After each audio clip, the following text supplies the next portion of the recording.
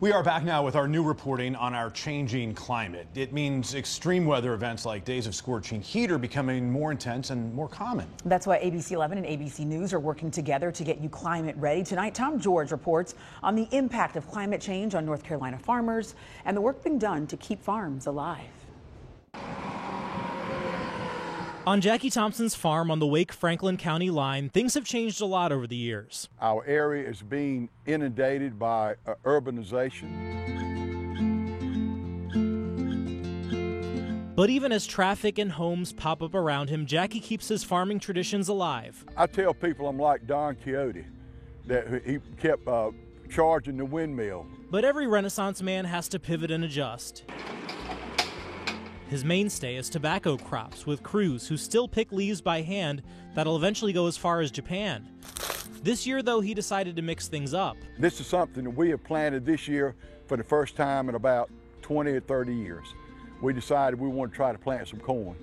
That was not a good decision for this year because it was so dry and hot. The brutal heat taking its toll on this cornfield. That's something that's beginning, but I have pulled some ears in some places that it was all down here. It molded. Just to keep it going, they've had to use water sources nearby to irrigate entire fields.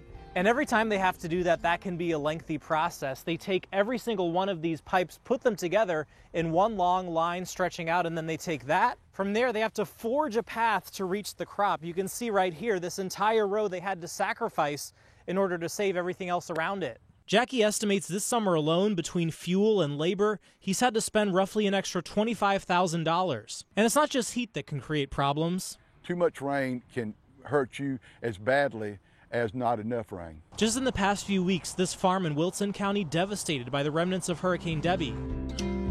At this NC State facility in Clayton, scientists from the USDA are working to find solutions to keep our state's ag industry thriving amid the chaos. But I think one of the things that to keep in mind is the fact that these are extreme events that can happen very quickly.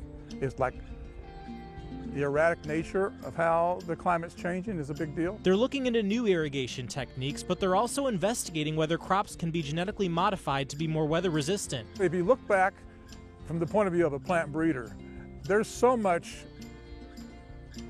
genotypes, there's so much germplasm out there that has never been tested. There's probably all kinds of potential genes.